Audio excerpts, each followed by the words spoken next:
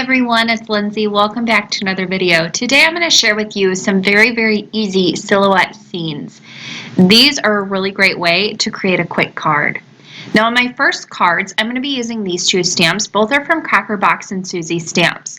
Whenever I am using solid stamps to create these silhouettes, I love using red rubber stamps. The Cracker Box and Susie Stamps are kind of that perfect medium. They're not on wood blocks, they are cling mounted. So you're saving a ton of space, but you still have that high quality red rubber that you're getting to stamp with, and that works the best, in my opinion, for stamping solid images. I still love my clear stamps, don't get me wrong, but when going solid, like for my silhouette scenes, I am really all about my red rubber stamps.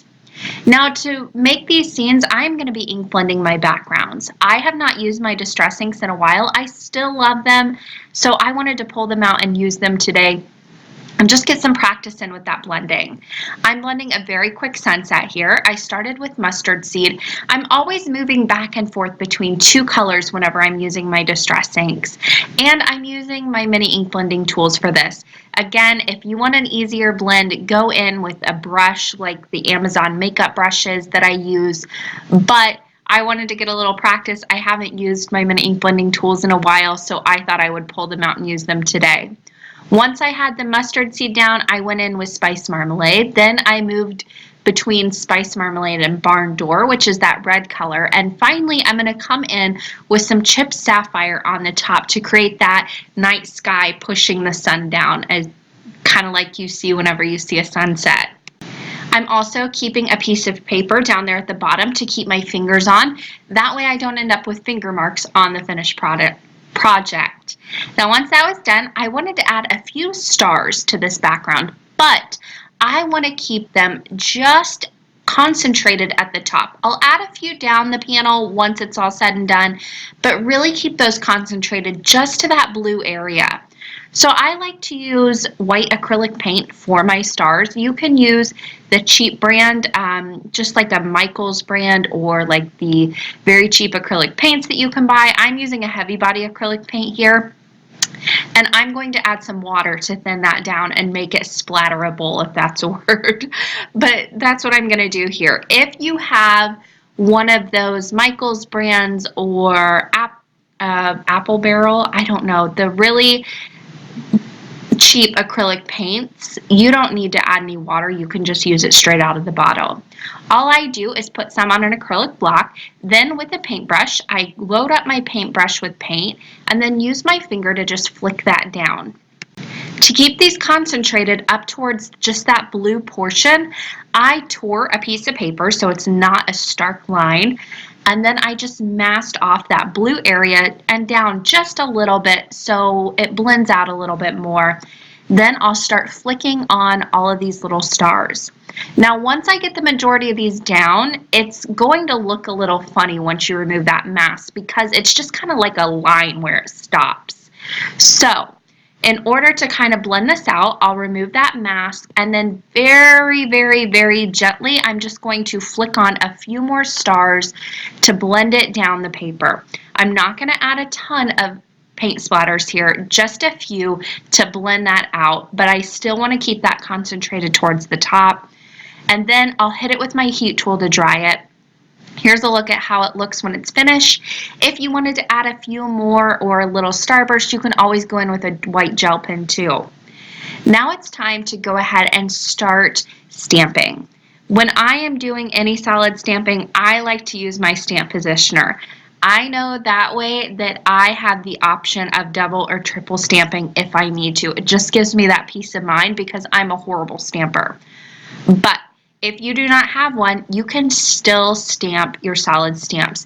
Just make sure that you take your time, you're using a juicy ink pad, you're inking up your stamp completely, and you're giving good pressure whenever you stamp it down. I'm going to go ahead and use my Misty for this. I use my creative corners to pop that panel away from the edge so I had some space for my stamp. Then I lined up that cityscape stamp right down there on the bottom of the panel, and I'm going to ink that up with VersaFine Clear and Nocturne. And I did double stamp that just because I had a little something on this stamp and it made a little mark down there in the bottom left-hand corner, so I just double stamped over that. Then I stamped the sentiment on top of that, but I didn't like that. I didn't like the sentiment directly on the panel, so I'm going to cover it up. If you decide that you don't like something that you add onto your panel, try and fix it before you throw it away. Here all I did was cut a little flag banner, a die cut flag banner, and stamp the sentiment on that.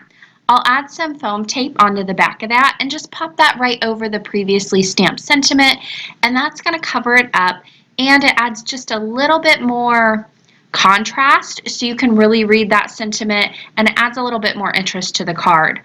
I'll go ahead and chop off the other end of that flag banner so it's flush with the panel. Super simple to fix that mistake. You can't even tell anything is stamped underneath there. To finish this card, I added that panel onto a black mat, and then I am attaching that entire thing onto an A2 top folding card base. I like to use liquid glue here, so I have that little bit of playtime to make sure everything's centered, especially on a very simple card like this, and you have that high contrast between the black and white. I like that little bit of playtime. Now I want to mention here in a video that I do have a free printable up on my blog now of how to make your card bases. I have a video on this, and I was asked to create a PDF form of that video so you can print it off and take it into your craft room for easy reference. So I did just that, and it's available for a free download over on my blog.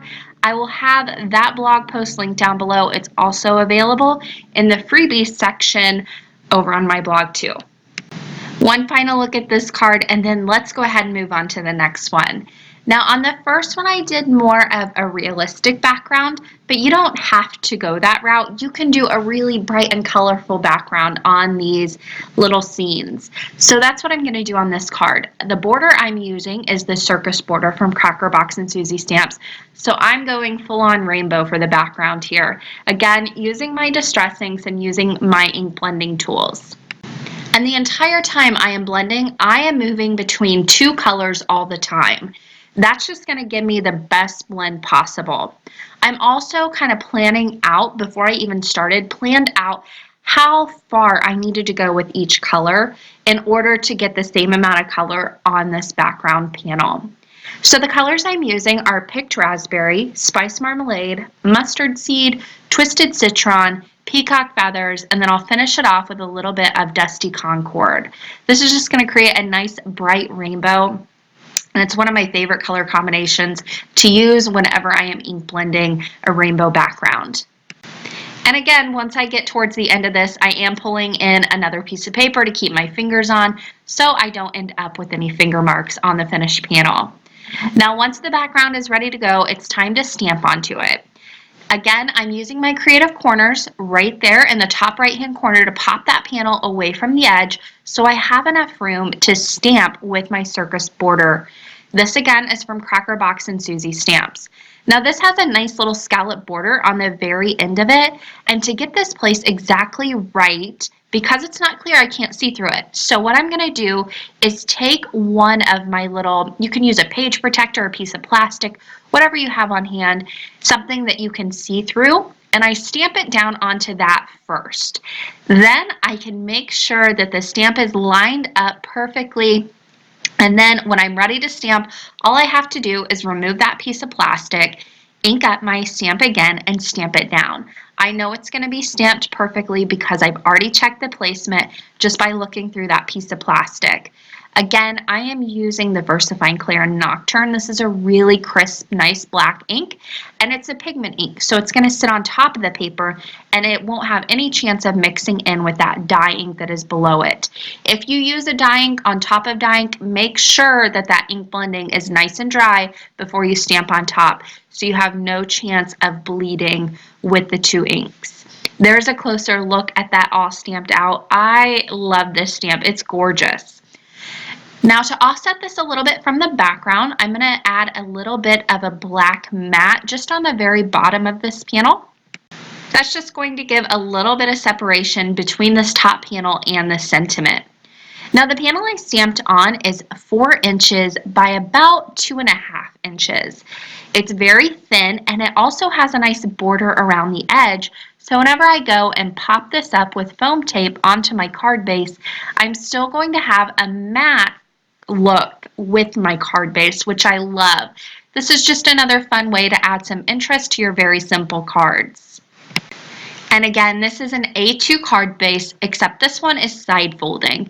If you have questions about card bases, make sure you watch that video or you go print off that PDF and keep it in your craft room for easy reference.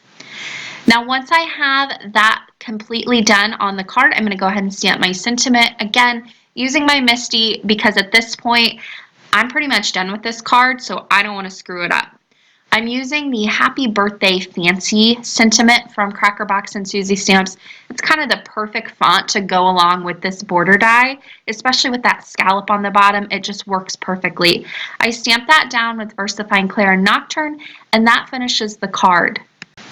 So there is a look at how to use some of your solid stamps to create these silhouette scenes. It doesn't have to be full borders either, like I'm using here. You can use any solid stamp that you have on hand to create these scenes. It really is a lot of fun. That is going to do it for me today. I hope you guys enjoyed this video. Don't forget all the information that's going to be down in the description box. You'll find the complete supply list down there. If you haven't already, be sure to subscribe to my channel. Thanks for watching and happy crafting, everyone.